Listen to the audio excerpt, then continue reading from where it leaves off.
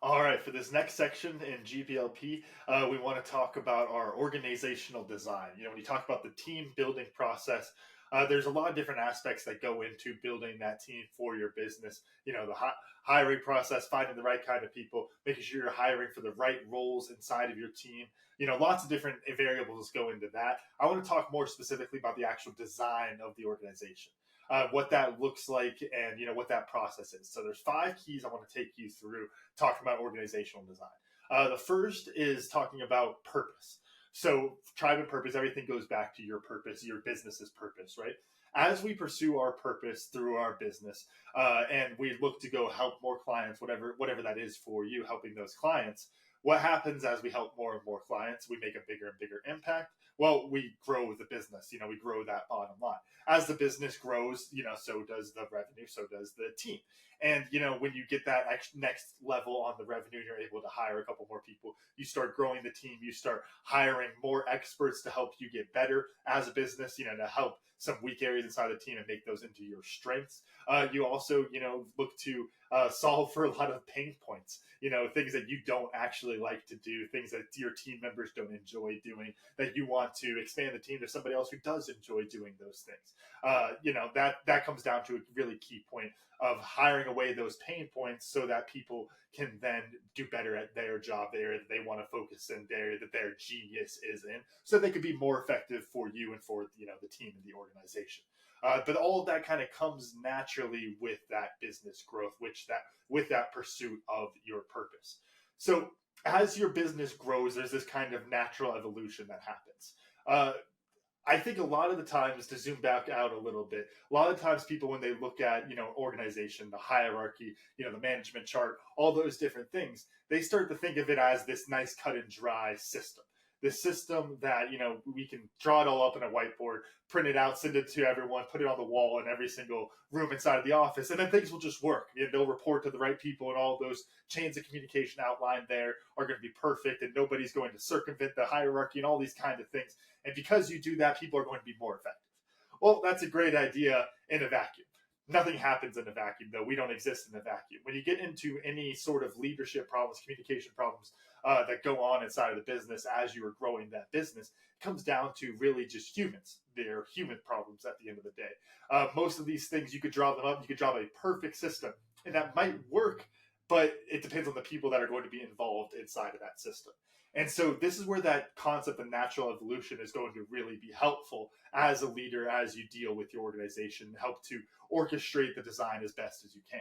Not thinking of it as a vacuum, but rather think of it as an ecosystem. A bunch of individual parts functioning individually that have a system together that cannot exist without each other. The way I like to think about that is, if you were going to design a environment. Let's say you're a ecosystem, right? Let's say, I'm looking out the window here in Tucson, Arizona. So let's say you're designing a desert, right? Well, if I gave you the keys, you got to play God for a second, magic wand, and design a desert. You might come up with some aspects of it. Might go, oh, well, what does the desert have? Well, they have cactus. Great. Put a cactus. So there's going to be lots of cactus. They also have lizards. I know they got snakes, they got bugs, they got birds, and you connect all these different things. And you might get a bunch of those variables right. If you're picturing the organizational chart, you might label a bunch of those jobs right. But then it comes into, how are they actually interacting with each other? You lay it all out right. Like, we're going to have a COO, we're going to have CFO, we're going to have a director of operations, we're going to have all these different people working out there, we're going to have all of these different critters inside of our ecosystem, and then it's all just going to work together. Well, how is that going to work? How, in the business context, how are they going to communicate with each other?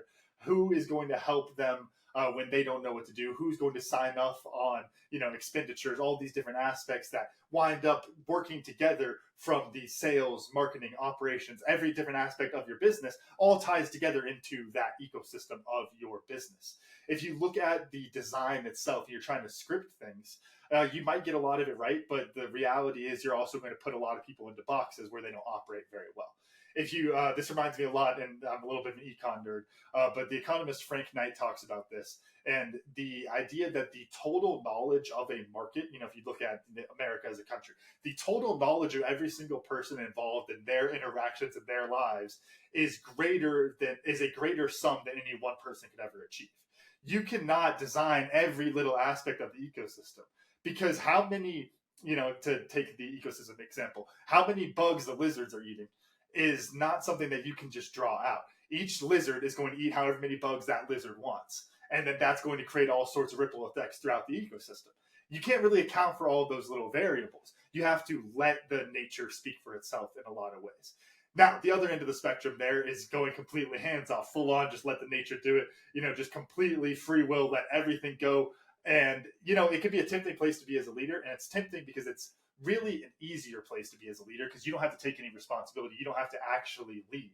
You're giving people that hands-off approach, patting yourself on the back like, hey, I'm such a great leader. But really what you're doing is you're not leading. You're letting them fail because you're not giving them the systems, the processes, the guidance, the mentorship that they need in order to be successful at their jobs. You're just giving them that freedom to fail without giving them the guidance to really be successful there, right?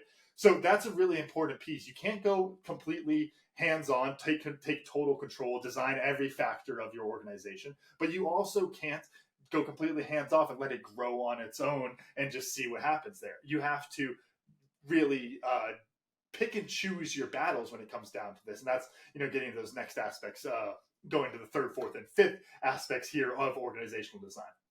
Third one is going to be talking about growth. And basically what happens when you talk about going hands off, letting things be as they are, what's going to happen is you're going to have growth. It could be a good growth or it could be a bad growth. If you think about the human body as a system, you could be growing in the sense of you're growing muscles because you're working out, you're getting your protein, all those kind of things. You also could be growing in the sense of, literally just fat growing on the body or a cancer. There's a reason we talk about people being cancer inside of a team, a cancerous team member. There's a reason we use that word. It creates these systems, these processes around itself that aren't effective. They're not working towards the goal. They don't align with it. If you think about the human body, to use that example, your why, your purpose for you as the leader and for your organization, that kind of sets up what I would call like the DNA of your team as it's growing, right? The heart knows it wants to be a heart, or the heart wants to be a heart, right? I don't know how true this actually is. Any evolutionary biologist or whatever, come tell me after, but leave it down in the comments. But the cells in the heart, they're working to grow to become a heart, right? They don't understand necessarily the complexities of the entire system, but they know what their job is inside of the system and how that plays into it, right? A person in your team does not need to understand every complexity of your business, but they need to understand their purpose and how that fits into the organization's purpose. When they understand that, it helps them with their performance. It helps them to grow inside of their role in a way that is going to be positive, the muscles and the protein, rather than, just a fatty cell that is wasting time inside of the body, right? Same thing can happen inside of the ecosystem example. Of course, you can have something that can come in and just completely wreck the ecosystem. You think about an invasive species or anything like that. You can also have something that just contributes really well. If you look at something at the very low level of the ecosystem, like an algae that just blooms and creates this huge bloom of energy that powers the entire ecosystem because it is so successful there. You want algae inside of your team. You don't want an invasive species to come in and wreck your ecosystem, right? Next is the fourth piece of organizational design is trimming the fat. As that business grows, you're not going to get everything right. Going back to total control and that concept, you're not going to be able to design the system perfectly so that you always have, if you picture your entire team working 40 hours a week, you're not going to get it to a point where all 40 of those hours are perfectly productive towards where the organization is going and everything's just working perfectly. It's not going to happen. You're going to have somebody on your team who you might not need, and you might not notice that until 6 months down the line. You might have people on your team who you need, but they're not working on the right things because the system's not set up in a way that's conducive to that for them. You have all these different things that can go wrong that can create, fat inside of that machine. And we don't want it to be fatty. We want it to be, a nice, lean, mean machine as we're moving forward, right? So when you find those areas of fat, you have to trim them back. Sometimes you might trim into the muscle. You might cut out things that are necessary. Frankly, that's also a little bit part of the experimentation, a little bit of the art of the leadership there is recognizing what does your team need, what does it not need, and going through that process. Just because the floors are clean today doesn't mean you should fire the janitor and say, oh, well, we don't really need it. And then the floors get dirtier and you go, oh, we don't need clean floors. Well, no, that's a person that's a part of the team and gets a nice working environment for everybody else. It does contribute to that. So you have to recognize how all those different pieces pieces work together. To go back to the human body example, you talk about like the appendix or wisdom teeth or anything like that. There are these things that served a purpose at one point. Maybe they'll serve a purpose. Maybe some of them serve a purpose now. I know that the appendix is supposed to do something with it. Go check out an episode of Cam and Otis, 10X Your Team with Cam and Otis. We talked a little bit more about that. But the idea being that we have these things that grow that we used at one point that we don't use now. And, that's going to happen naturally. And, if they're not doing anything negative to your team, you don't necessarily need to cut them out. But as you trim that fat, it helps that machine of your business to function more properly, that system to function at a higher level. So it really comes down to being able to trim out as much of that as you can. And that's just an art as a leader of recognizing where that fat is essential and where it's not. Because if you're somebody who likes to cook like me, fat is essential. You need some fat in there if you're going to be making anything good, right?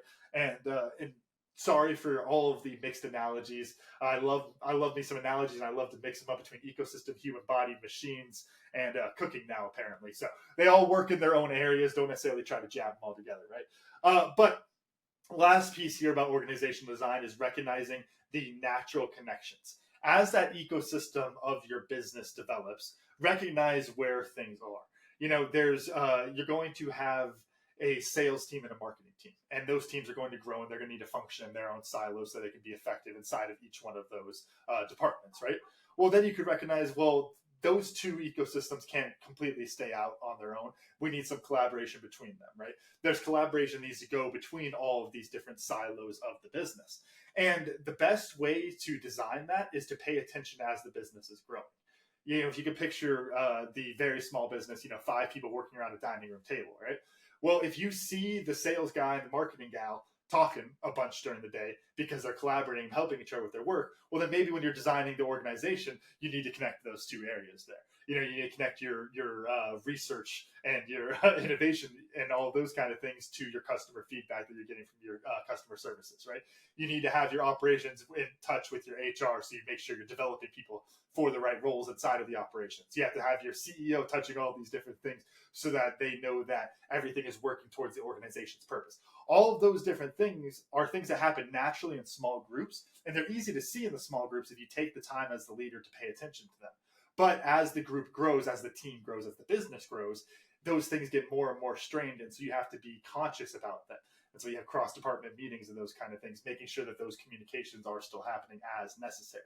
So when you see the small version of the ecosystem, you can get an idea of what it looks like in the big picture. Go to my lizard example. You see the lizard eating the bugs, so you need bugs, you need lizards, and you know that the lizards are going to eat the bugs. You don't know exactly all the other details there, but as you're designing your ecosystem moving forward, you've checked a few of those boxes. So going back to total control versus hands-off leadership there, you don't want either. You find that happy medium in the middle, right? You're going to let things go. You're going to let the lizards and the bugs figure it out and find their natural balance inside your ecosystem, right? Your sales and your marketing find their natural balance inside of the ecosystem. But you also, as the leader, can help guide them in the right direction for the team, help to guide them based on the information you see, based on the type of people in your team, the type of people you're hiring, and all those different aspects, making sure that they come together and are working in the right direction. And that's really what it comes down to, is taking the time to recognize these kind of natural processes that are going to happen inside of a team of 5, it's going to happen naturally. A team of 50, it won't. So you have to be able to design your organization in a way that you can effectively get that good communication of that small team while still connecting those different silos. And the best way to figure out how to do that for your business isn't by going on Google and typing in management structure and taking out a chart and going, okay, I need these 5 C-suites, and I need these different managers and these department heads, and I need this person and this person and this person. It's not going to be true for your business. Your business, the only one who knows your business really is you, and your business grows naturally in its own kind of way, right? Each ecosystem is going to evolve a little bit differently.